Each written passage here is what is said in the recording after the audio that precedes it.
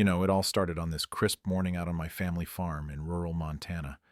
3 generations of sweat and soil tied to this land, and there I was, just mending a stretch of barbed wire along the back boundary, minding my own damn business. When out of nowhere, this silver Lexus barrels up the dirt road, kicking up dust like it's got somewhere urgent to be. And who steps out but Linda, our neighborhood's self-crowned queen of the homeowners association. Though my spread ain't even part of her precious little gated enclave down the hill, she's got this clipboard clutched like a scepter, striding over with that pinched look on her face. The one that says she's about to ruin someone's day. "Tom," she snaps, not even a hello, "this access road of yours is a hazard. I'm declaring it off limits for safety, effective immediately." And she slaps this ridiculous laminated sign onto my fence post, bold letters screaming about HOA mandates and fines, like she's got the power of God behind her. I stood there, tools in hand, feeling that slow burn in my gut, the kind that comes from years of watching her and her cronies treat my private driveway like their personal expressway, shaving miles off their commutes to town, churning up my gravel without so much as a thank you or a dime for repairs, all because back when their subdivision popped up a decade ago, some lazy surveyor drew lines that made my path the quickest cut through, and Linda, with her control-freak vibe born from who knows what insecurity, maybe a bad divorce or just plain old entitlement, decided it was her right to boss everyone around, even folks like me who wanted no part of her petty empire.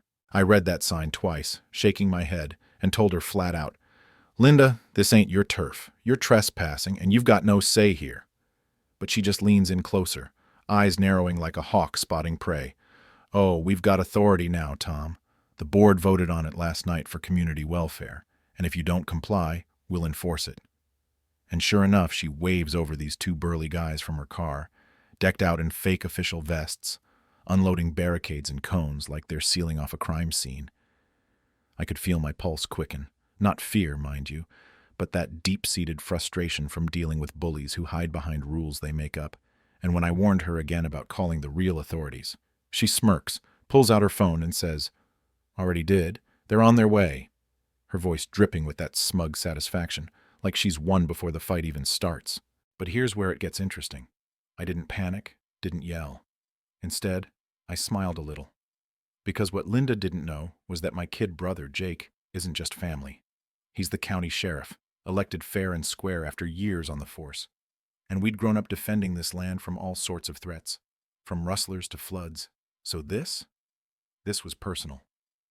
As those 2 phony enforcers pull up in an unmarked sedan, badges dangling like cheap Halloween props, strutting over with fake swagger, one of them barking, "Step aside, sir. This is official HOA business, and we're here to secure the area." I kept my cool, asked for proper IDs, and when the tall one sneers, "We don't answer to you.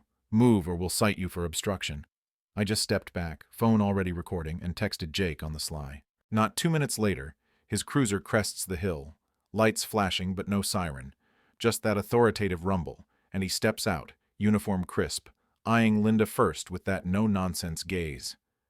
"Ma'am, you got permits to block a registered private road?" she stammers, clutching her clipboard tighter. "It's for safety. The community's at risk from all this unregulated traffic." But Jake cuts her off smooth as butter. "Funny, 'cause this here's my brother's property, not yours. And those officers of yours? They ain't real. Impersonation's a felony around these parts."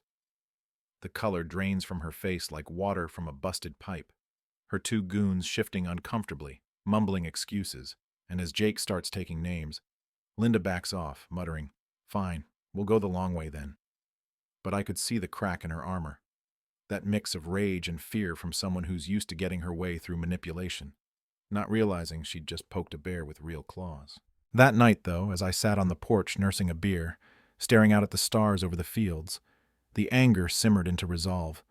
I'd let it slide for too long, ignoring the ruts in my drive from their constant shortcuts, the occasional trash they'd dump, even the time one of them clipped my fence for a wider turn, all because peace seemed easier than war.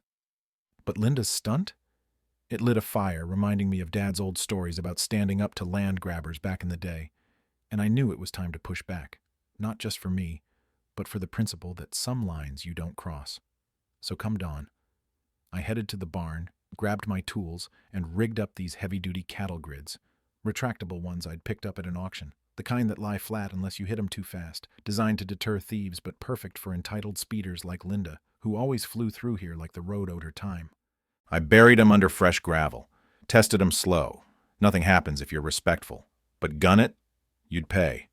And sure enough, around rush hour, here she comes in that Lexus, engine whining, probably late for some HOA meeting, not slowing a bit even as she spots me by the fence, pretending to tinker.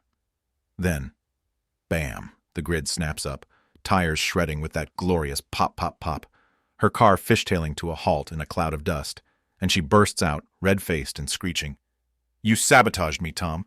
You'll regret this, you hick." I just point to the fresh, private property, no trespassing sign overhead, voice steady but laced with that quiet triumph. "Shoulda read the fine print, Linda. This ain't your playground anymore." Jake rolls up minutes later.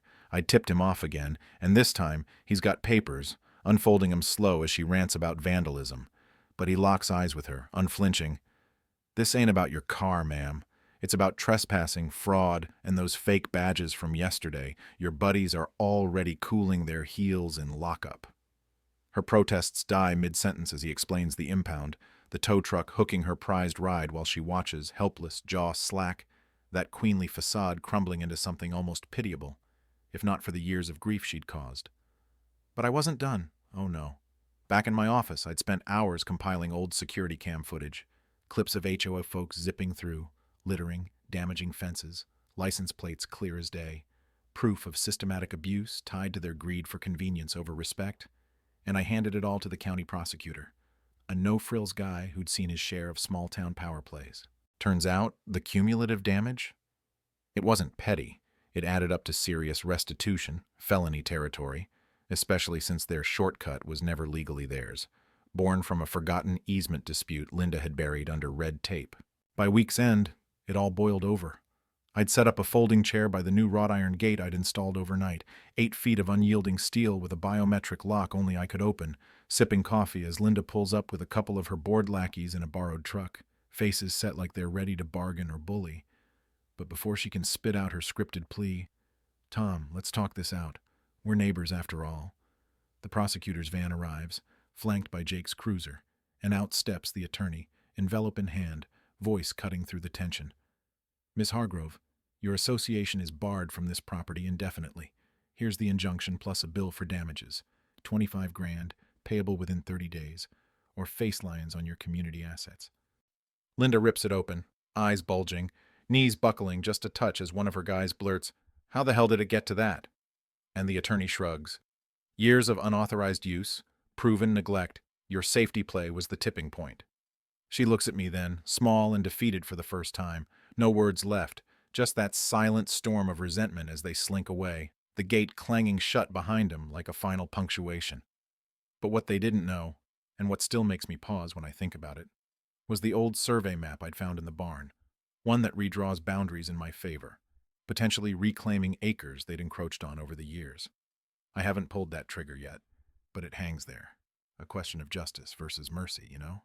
Man, reliving that mess now, it feels like a lifetime ago, but it taught me about drawing lines, literally and figuratively, and how sometimes standing your ground ain't about revenge, but reclaiming what's yours from folks who think rules bend for them.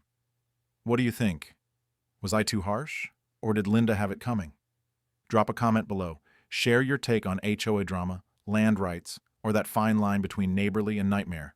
Love to hear your stories, and hey, if this hit home, smash that like button and subscribe for more Real Talk tales from the Heartland.